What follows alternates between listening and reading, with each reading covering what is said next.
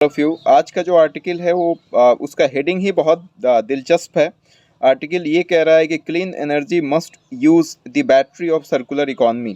मतलब कि clean energy को यूज़ करने के लिए हमें सर्कुलर इकॉनमी के थ्रू जाना चाहिए।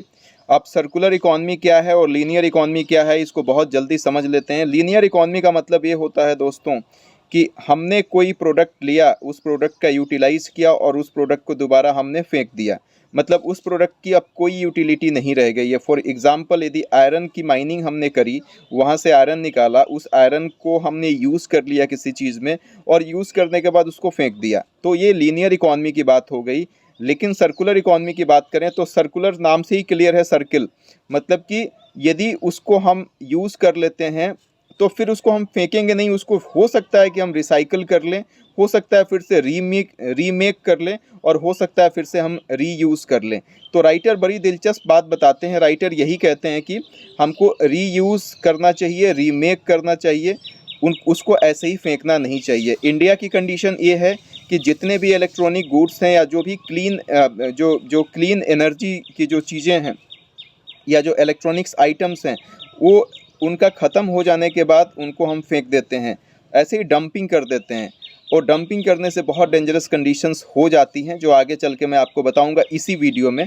तो राइटर इसी बात को लेके आगाह करते हैं हमें कि हमको कोई दूसरा ऑल्टरनेटिव मेथड ईजाद करने की ज़रूरत है, डिवाइस करने की ज़रूरत है, जिसकी वजह से जितना पॉल्यूशन हो रहा है उसको हम मिनिमाइज़ कर सकें, क्योंकि ये बहुत डेंजरस इम्पैक्ट कर रहा है हमारी ह्यूमन लाइफ में, और इसके बारे में भी हम आपको बताएंगे। अब इसमें राइटर ने ये बोला है कि एक अनुमान के अनुसार 2030 आते आते 325 किलोग्राम टन के आसपास वेस्टेज जनरेट हो जाएगा, और इसीलिए राइटर अपने साइड से कुछ सजेशंस देते हैं। पहला सजेशन उनका ये है, इलेक्ट्रॉनिक वेस्ट मैनेजमेंट रूल। हालांकि एक रूल है, इलेक्ट्रॉनिक वेस्ट मैनेजमेंट रूल एक रूल है।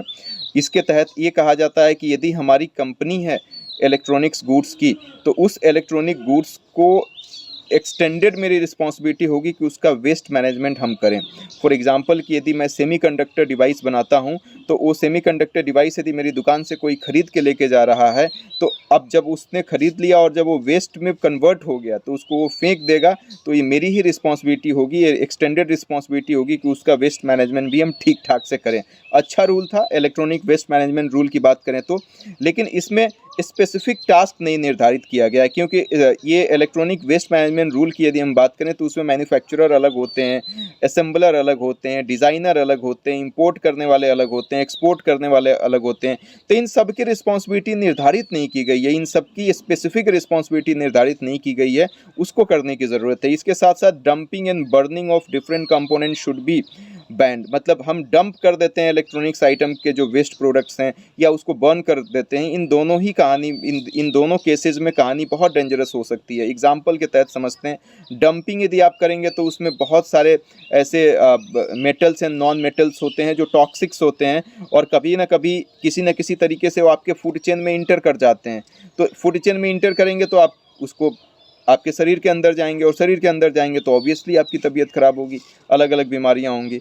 अब यदि हम बर्निंग की बात करें तो बर्निंग से भी बहुत सारे पॉइजनस गैसेस निकलते हैं, टॉक्सिक गैसेस निकलते हैं, जैसे नाइट्रोजन डाइऑक्साइड हो गया, कार्बन मोनोऑक्साइड तो निकलेगा ही। तो ये सब भी आप लंग्स के थ्रू आप जब इस इनहेल करते हैं, सांस लेते हैं, तो ये आपके अंदर चला जाता है, जो जिससे बहुत बहुत ख़राब कंडीशन हो सकती है। तो ये डंपिंग और बर्निंग, इन दोनों को बैन करने की दूसरी बात कही है राइटर ने। तीसरा इन्होंने कहा है, renewable energy industry should invest in research and development of recycling technology. मतलब कि R&D करने की बहुत ज़रूरत है।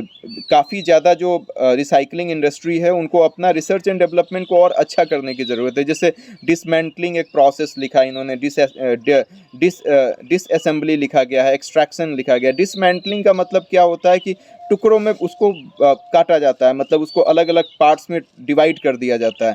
वो मैनुअली भी होता है, ऑटोमेटिक भी होता है, और मशीन से भी किया जाता है। डिसअसेंबली का मतलब कि जो ज़रूरत की चीज़ें हैं वो हम निकाल लेते हैं, बाकी छोड़ देते हैं। उसको थर्मल तरीके से किया जा सकता है, मैकेनिकली किया जा सकता है, केमिकली किया जा सकता है। और उसके बाद एक्सट्रैक्शन में भी तो वही है कि जो ज़रूरत की चीज़ें उसको आप निकाल लो, बाकी सब छोड़ दो। तो ये सारी चीज़ों को एक टेक्नोलॉजिकल एडवांसमेंट की ज़रूरत है, लेकिन वो हमारे पास है नहीं। तो इंडस्ट्री को ज़्यादा से ज़्यादा रिसर्च पे खर्च करने की ज़रूरत है। इसके साथ साथ innovative financing route for waste management credit. अब कहा यह जाता है कि जो भी ये रिसाइकलिंग इंडस्ट्री लगा रहा है उसको सरकार की तरफ से कुछ टैक्स इंसेंटिव देना चाहिए। सपोज दैट कि मैं इंडस्ट्री लगा रहा हूँ, तो मुझे गवर्नमेंट ऐसा कर सकती है कि मैं पब्लिक बैंक या प्राइवेट बैंक किसी से भी लोन निकाल रहा हूँ और मुझे 8% का ब्याज लग रहा है, तो गवर्नमेंट ऐसा कर सकती है कि सब्सिडी मुझे दे सकती है कि मुझे 3% ही ब्याज देना पड़ेगा, 5% गवर्नमेंट दे देगी। तो इससे क्या होगा कि मैं थोड़ा उत्साहित रहूँगा और मैं इस बिज़नेस में अपने पैसे को इन्वेस्ट करने का सोचूंगा। तो इससे क्या होगा कि कहीं ना कहीं क्लीन एनर्जी की तरफ हम अग्रसर हो जाएंगे। इसके बाद इन्होंने फिर नेक्स्ट पॉइंट लिखा है improvement in product design quality. कभी कभी ऐसा होता है कि सेमीकंडक्टर डिवाइसेज जो होते हैं वो बहुत घटिया क्वालिटी के होते हैं, जैसे चाइना से जो सामान आता है बहुत जल्दी ख़राब हो जाता है। तो अब क्वालिटी को इंश्योर करना भी मतलब ये ज़रूरी है, और ख़ास करके क्वालिटी को इंश्योर करने से ज़्यादा ये है कि उसमें जो कैडमियम और लेड जो होता है वो कैंसर के सबसे बड़े कारण है, उसको ऑल्टरनेटिव भी ढूंढना चाहिए। लास्ट में राइटर ये बोलते हैं कि स्टेट गवर्नमेंट और यूनियन गवर्नमेंट दोनों को मिलके इसकी क्वालिटी को कंट्रोल करना चाहिए, इसकी क्वालिटी को इंश्योर करना चाहिए। और अब वे फॉरवर्ड में आप ऐसा समझ सकते हैं कि एक बहुत बड़ी इंडस्ट्री है, और सबसे अच्छी बात है कि इनफॉर्मल सेक्टर के बहुत सारे लोग इसमें इन्वॉल्व हैं। तो यदि इसमें हम इम्प्रूवमेंट करते हैं, यदि इस एक सस्टेनेबल फ्यूचर की तरफ हम बढ़ते हैं, तो बहुत सारे लोगों को जॉब भी लगेगी, हमारा पोल्यूशन लेवल भी कम होगा, और इसके साथ साथ हमारी इकॉनमी भी एक सस्टेनेबल तरीके से बढ़ेगी। बड़ी बात है, इसीलिए लास्ट में राइटर ये बोलते हैं कि सर्कुलर इकॉनमी हमारी चॉइस नहीं होनी चाहिए, सर्कुलर इकॉनमी हमारी नीड होनी चाहिए। लीनियर इकॉनमी से बहुत ज़्यादा पॉल्यूशन होता है, तो हमको सर्कुलर इकॉनमी की तरफ मूव करना चाहिए। आर्टिकल यहीं पे ख़त्म होता है दोस्तों। Thank you.